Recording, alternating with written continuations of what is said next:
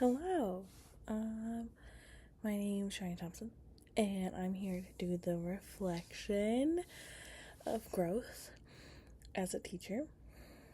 So I'm probably just gonna go through each bullet point and just answer it one for one. So for what made me want to become a teacher, I never pinpoint it down to just one thing. I would say it was just a lot of things all together that made me decide that I wanted to be a teacher. Sorry, my cat. But the main thing is that I had a lot of great teachers and I was really good at math. And me being really good at math made it to where I would tutor a lot of my peers.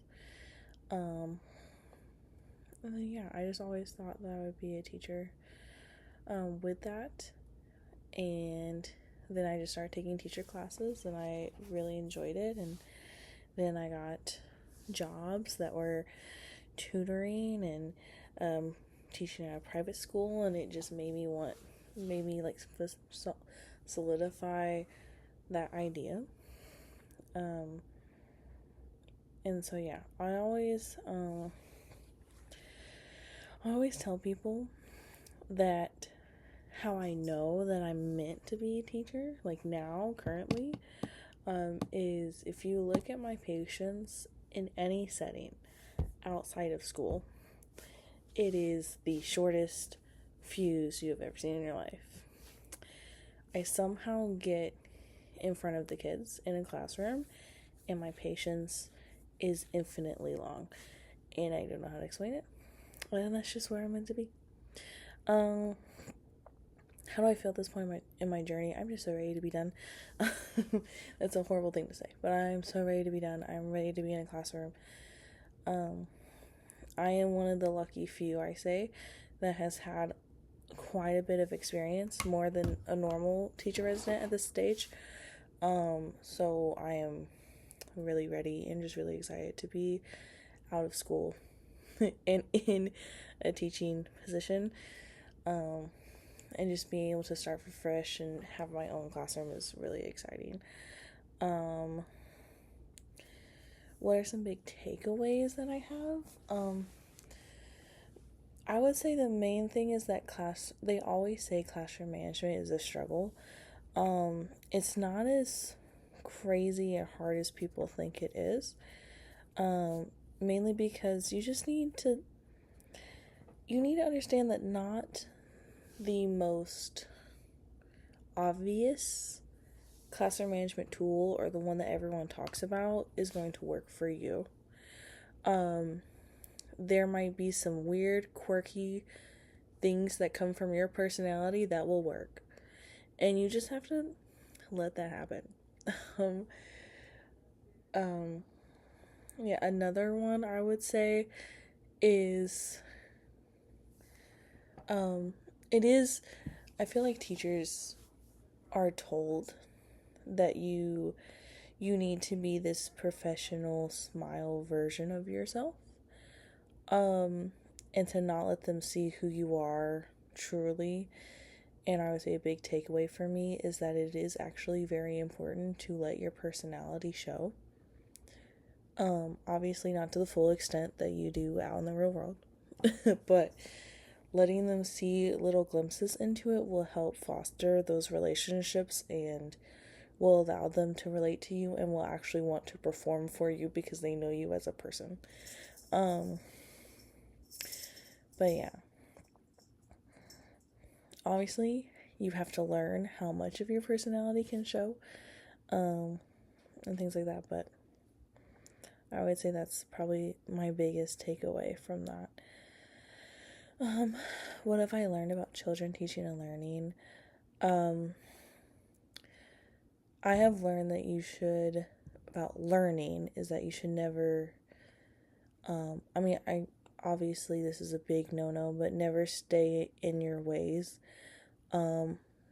just this experience has made me see just how important it is to be able to be a learner and a collaborator with the people in your team, in your school, and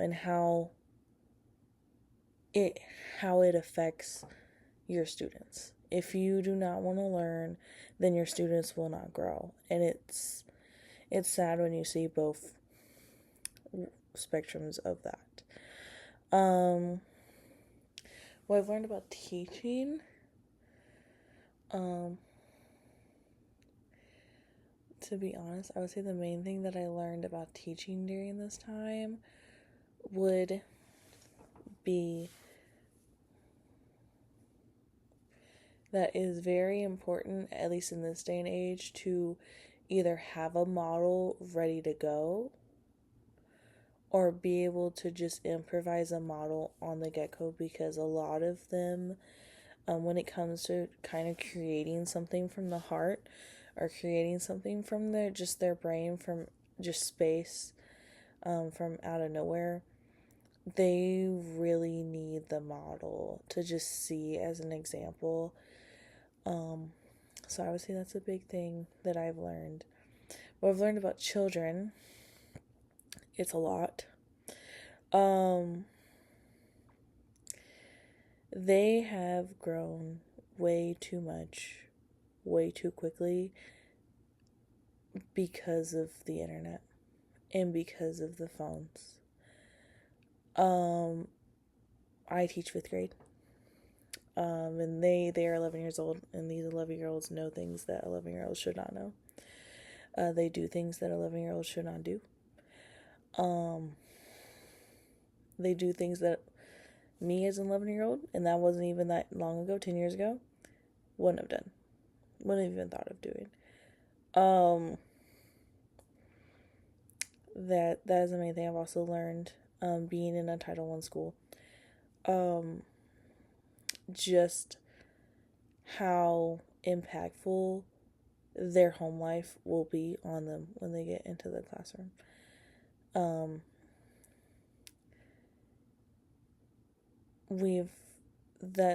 That's another thing about what I've learned about is just parents, and this generation of parents who do not want to parent. And it's very sad seeing some of these things, and just how much harder it makes on teaching in general.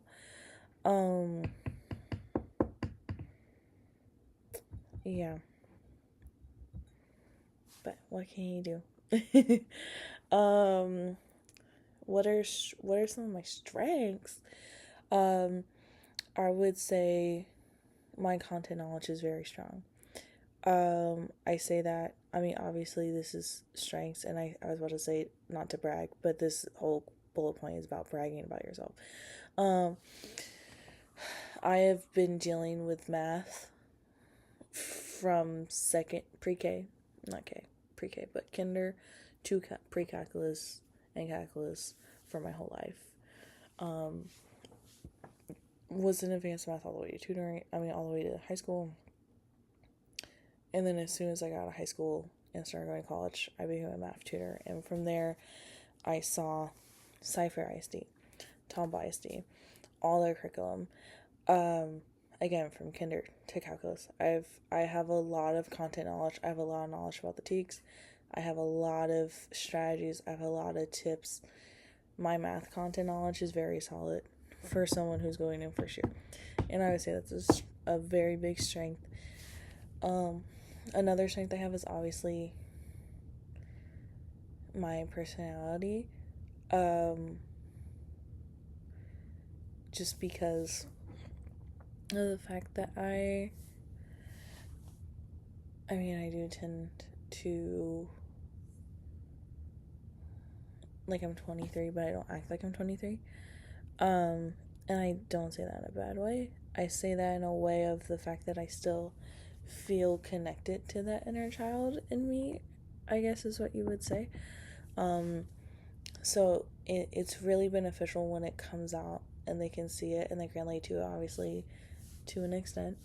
But I would say just having that really helps classroom management, classroom environment, and things like that. That has made it to where, and I've seen it even with, I started working with 4th grade halfway through the year, so like January, not even January, maybe February timeframe, I started working with 4th grade.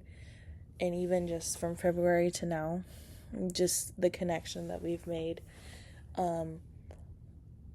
just within that short amount of time, is probably a better connection than they have with their actual teacher. Because I'm able to have that personality. Where can I seek professional development? My language arts, content knowledge, and strategies is very weak. I was never good at language arts when I was a kid. That has carried over. So that has always been a struggle for me. Because especially since I see all content levels right now for 5th grade, that's more of a struggle for me. Mainly when it comes to just reading. I love writing, so writing is not a problem. But I think the terms of taking writing and thinking in the aspect of a younger person is where I would need help with. Another thing that I would, since I gave 2 strengths, I'll do 2 areas. I would say another area is, I feel like classroom, I feel like I'm okay with classroom management. I feel like I'm on par with a first year teacher for classroom management, so I feel like always classroom management is a good way